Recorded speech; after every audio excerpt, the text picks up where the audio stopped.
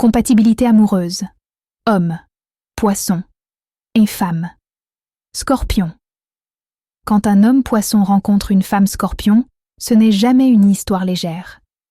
C'est une rencontre qui touche l'âme. Une connexion intense, instinctive, presque magnétique. L'homme poisson est sensible, intuitif, profondément empathique. Il aime avec le cœur grand ouvert. Il ressent tout, parfois trop fort, et cherche une relation où il peut se déposer sans se protéger en permanence. La femme scorpion, elle, est intense, lucide, passionnée. Elle n'aime pas à moitié. Elle veut une fusion vraie, une loyauté absolue et une connexion qui va au-delà des mots. Entre eux, la compréhension est souvent immédiate. Ils se reconnaissent dans le silence. Ils se parlent par les émotions, les regards, les ressentis. Le poisson se sent vu, compris, accueilli. Le scorpion se sent touché, rejoint, respecté dans sa profondeur. La femme scorpion protège l'homme poisson. Elle lui offre une force, une structure, un ancrage.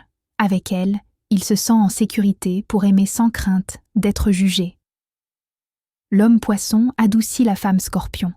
Il apaise ses peurs, calme ses tempêtes intérieures et lui montre que la vulnérabilité peut être une force, pas une menace. Mais cette relation n'est pas sans défi. Le scorpion peut être possessif, parfois méfiant. Le poisson peut se replier quand l'intensité devient trop lourde. L'un cherche la fusion totale, l'autre a parfois besoin de s'échapper pour respirer.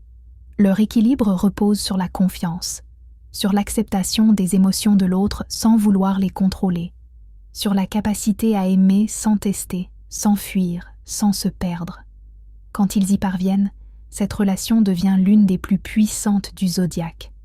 Un amour profond, loyal, transformateur. Un lien qui guérit autant qu'il bouleverse. Parce que lorsque deux âmes aussi sensibles apprennent à se respecter, elles peuvent créer un amour rare, intense et capable de durer. Et quand l'amour est vécu avec sincérité et conscience, il finit toujours par devenir un refuge.